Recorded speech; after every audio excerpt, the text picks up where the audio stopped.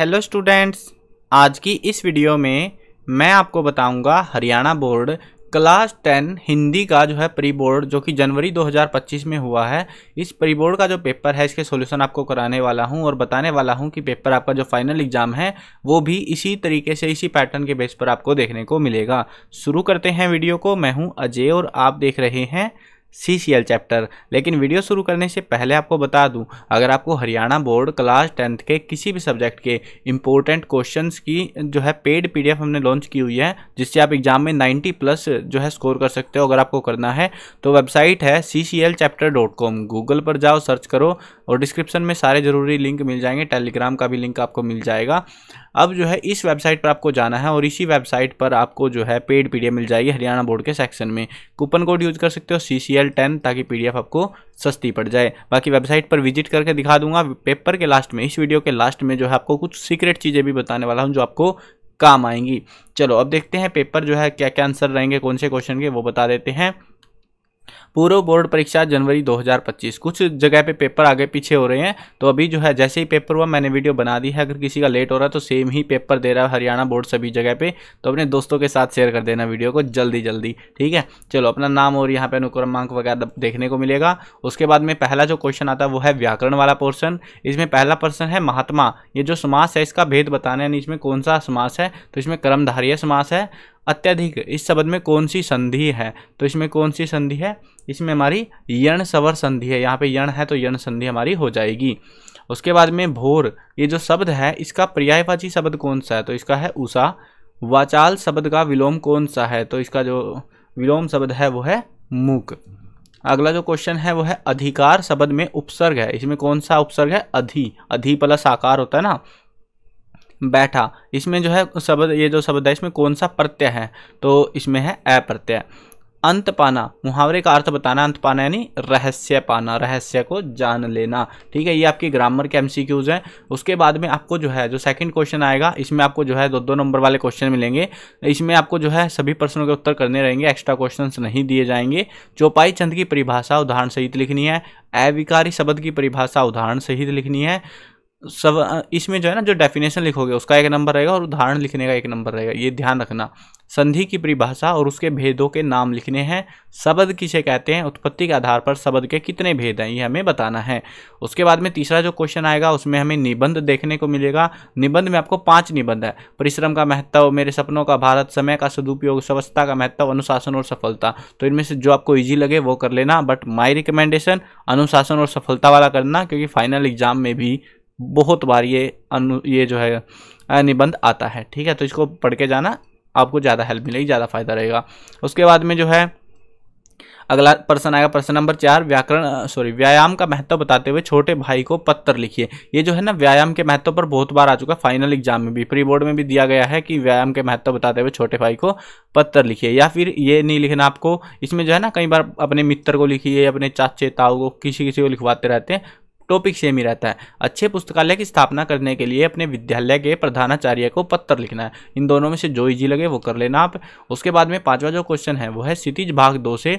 अब इसमें जो है पहला क्वेश्चन है उत्ते धार बही। इसमें किसकी धार का उल्लेख किया गया है वो आपको बताना है। देखो सारे क्वेश्चन कराऊंगा, ये वाला क्वेश्चन मैं आपके ऊपर छोड़ रहा हूँ, देख रहा हूँ, देखना चाहता हूँ कि आप कितने पढ़े लिखे हो, ठीक है। तो कमेंट करना है इसका आंसर आपको, उत्ते धार बही। इसमें दूध की धार बही है, प्रेम की बही है, दही तो है ही नहीं ऑप्शन में, ठीक है, या फिर योग की बही है। देखते हैं कि इसका सही आंसर बनता है, कौन सही गैस कर पाता है। अगला क्वेश्चन देखो, रे नरिप बालक काल बस बोलत तू, है ना, वो पंक्ति परशुराम ने कही थी। तो ये पंक्ति किसे कही गई है, लक्ष्मण को। लक्ष्मण बोल रहा था ना परशुराम के आगे।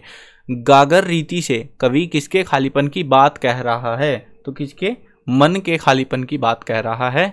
उत्साह कविता किस प्रकार का गीत है, तो ये कौन सा गीत है, ये एक आह्वान गीत है, बुलाया जा रहा है। परस पाकर में कौन सा अलंकार है, देखो पै कौन सा अलंकार हो गया, अनुप्रास अलंकार। अगला क्वेश्चन देखो, संगतकार मुख्य गायक को क्या याद दिलाता है, तो क्या याद दिलाता है वो जो है उसका बचपन याद दिलाता है। आगे बढ़ते हैं अगले क्वेश्चन पे। अगला जो है छठा क्वेश्चन है, हरी है राजनीति पढ़ी आए, समझी बात कहत मधुकर के समाचार सब पाए। तो ये जो है आपको ऐसा पूरा एक पहरा दिया हुआ है काव्यांश का। इस काव्यांश का पहले तो भाव पक्ष लिखना है, यानी भाव का मतलब भाव बताना है, अनुवाद करना है इसको, ठीक है। उसके बाद में अगला क्वेश्चन है, गोपियों ने क्यों माना कि श्री कृष्ण ने राजनीति की शिक्षा प्राप्त कर ली थी। इसके बेसिस पे पहले इसकी व्याख्या इन्होंने वैसे ही मांग लिया, भाव मांग लिया है। उसके बाद में आपको इन क्वेश्चन के भी आंसर करने हैं। गोपियों ने बढ़ी बुद्धि जानी से क्या कहना चाह रही हैं, पुराने जमाने में सज्जन क्या किया करते थे, तो और गोपियां क्या पाना चाहती थी। तो ये सारे आंसर आपको इस पहरे में मिल जाएंगे, इनके आंसर आप आराम से कर सकते हो। अगर पहरा समझ में आ गया तो आराम से हो जाएंगे आंसर, कोई मुश्किल नहीं है। उसके बाद अगला जो है काव्यांश का काव्य सौंदर्य स्पष्ट करना है। तार सप्तक में जब बैठने लगता है उसका गला, प्रेरणा साथ छोड़ती हुई उत्साह अस्त होता हुआ। तो ये जो है आपको काव्यांश देखने को मिलेगा। तो ये काव्यांश 3 नंबर में रहेगा। इसका आपको काव्य सौंदर्य में आपको बताना रहेगा कि इसमें भाषा कौन सी है, अलंकार कौन से, वो सारी चीजें होती हैं। अगला क्वेश्चन देखो, प्रश्न नंबर 8, फसल कविता द्वारा कवि हमें क्या संदेश देना चाहता है। और राम लक्ष्मण परशुराम संवाद के आधार पर श्री राम की 3 विशेषताएं, इसमें आपको पॉइंट बना देने हैं ताकि नंबर जो है टीचर आराम से दे दे।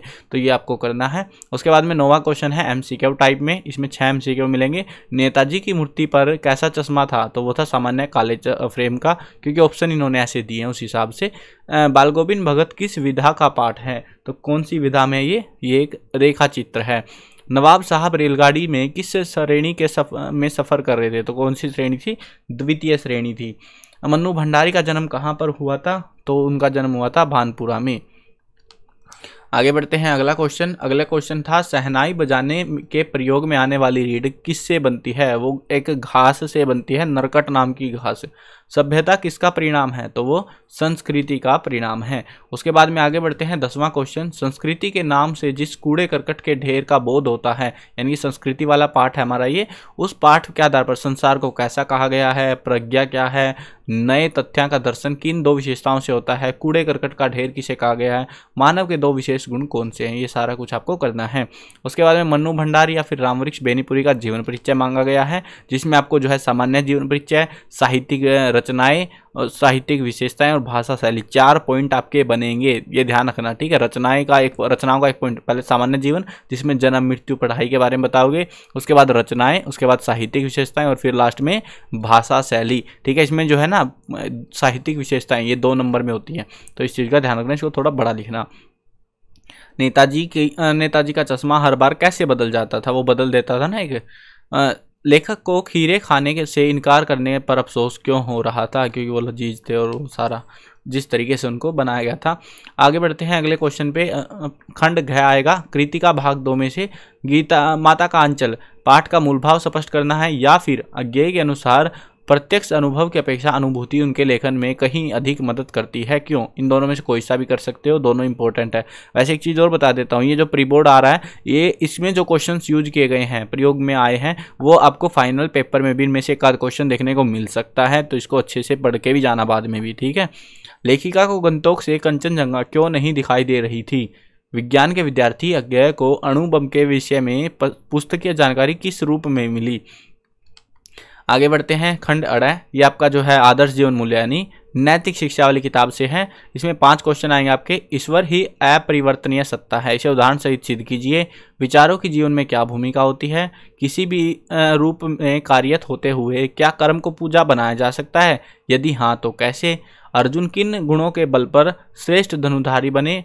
विनोबा भावे के गीता के संबंध में क्या विचार हैं। इनमें जो है ना ये जो क्वेश्चन है ये सारे टेक्सचुअल क्वेश्चन हैं आपके आदर्श जीवन मूल्य के। तो इस बुक में आपको टेक्सचुअल वाले ही क्वेश्चन पढ़ के जाने, वो सफिशिएंट रहेंगे, उनसे बाहर नहीं मिलेगा। अब इनमें भी आपको 5 क्वेश्चन दिए हुए हैं, इनमें से कोई से 4 ही करने हैं, 5 नहीं करने, ठीक है। ये चीज़ भी है, आपको एक एक्स्ट्रा क्वेश्चन दिया हुआ है। आई होप क्लियर हो गया होगा। अब जो है आपको दिखा देता हूँ, ये तो था पेपर हिंदी का 10th क्लास का कि जो है पेपर प्री बोर्ड वाला कैसे आया था। ओरिजिनल पेपर है और सभी डिस्ट्रिक्ट में सेम ही पेपर आएगा।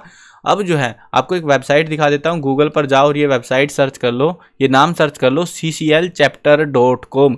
गूगल पर जाना है और ये नाम सर्च कर लेना है। इस वेबसाइट पर बहुत कुछ है, ध्यान से सुन लो और अपने दोस्तों को भी बता दो भाई, कहीं तुम फिर लेट हो जाओ और फिर गड़बड़ हो जाए सारी, है ना। और वीडियो को शेयर कर देना, सभी स्टूडेंट इस वीडियो को वायरल करके छोड़ो, ठीक है। अब देखो हरियाणा बोर्ड का एक सेक्शन आपको मिलेगा। पहले तो हरियाणा बोर्ड वाले सेक्शन में आप आओगे, यहाँ पर आपको बहुत सारी चीज़ें मिलेंगी। एक तो अगर जिसको पेड पीडीएफ खरीदनी है, फाइनल एग्जाम ऐसे जो है, जैसे ये प्री बोर्ड आपको आगे पीछे डेट शीट की वजह से मिल रहे हैं, फाइनल एग्जाम में ऐसा नहीं होगा। फाइनल एग्जाम में आपको अच्छे से तैयारी करके जानी पड़ेगी। अगर आपको भी तैयारी करनी है अच्छे से, 90% से ज़्यादा स्कोर की आप उम्मीद रख रहे हो कि भाई, और ये सोच रहे हो कि भाई मैंने तो ज़्यादा नहीं पढ़ा फिर कैसे आएंगे, तो आपको हम ये पेड पीडीएफ दे रहे हैं, इनको पढ़ लो सिर्फ अच्छे से और आपके नंबर बेहतरीन आ जाएंगे। आपके घर वाले भी सोच में पड़ जाएंगे भाई कहाँ से पढ़ लिया ये बच्चा।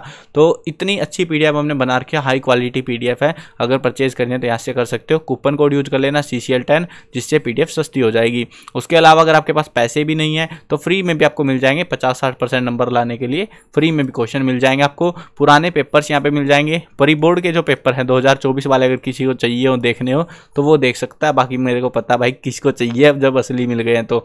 उसके बाद में मॉडल पेपर जो है प्रैक्टिस करने के लिए, ठीक है, न्यूज़ वगैरह जो भी चीज़ आती है वो सारा आपको यहाँ पे पता लग जाएगा। और हाँ, ग्रुप का ध्यान से सुन लो। कॉन्टैक्ट अस का एक पेज है इसी वेबसाइट पर। यहाँ पर इस वेबसाइट में आपको जैसे कॉन्टैक्ट अस के पेज पे आओगे, आप मेरे को डायरेक्ट मैसेज करना है। सिर्फ पेड पीडीएफ के लिए भाई मैसेज करो। बहुत सारे मैसेज आ रहे हैं पहले ही और सबके रिप्लाई नहीं हो पा रहे। जिनको पेड पीडीएफ परचेज करनी है वो मैसेज करो, या किसी को ज़्यादा दिक्कत हो रही है किसी चीज़ के रिगार्डिंग, कोई परेशानी है, ठीक है। अगर किसी को पेपर के रिगार्डिंग मैसेज करना है तो भाई अगर हमारे पास आएंगे, हम ग्रुप में शेयर कर दे रहे हैं। ये वाला जो ग्रुप है, सेकंड वाला लिंक देख लो, CCL चैप्टर ग्रुप, इस वाले ग्रुप को ज्वाइन कर लो। जो भी पेपर हमारे पास आ रहे हैं वो हम सारे पेपर इस ग्रुप में सेंड कर दे रहे हैं, ठीक है। सारे सब्जेक्टों के पेपर आपको प्री बोर्ड वाले यहाँ पे मिल जाएंगे। ज्वाइन कर लो जल्दी से और अपने दोस्तों को भी ज्वाइन करवा दो। कहीं फिर बाद में पता लगे कि भाई तुम लेट हो गए और तुम फायदा उठा गए, तुम्हारे 80 में से 80 आए पड़े हैं, ठीक है। चलो ग्रुप को ज्वाइन कर लेना और अपने दोस्तों के साथ वीडियो को शेयर कर देना, और चैनल पर नए हो सब्सक्राइब कर लेना ताकि आपको सॉल्यूशन भी ढूंढने ना पड़े। मिलते हैं नई वीडियो में, बाय बाय।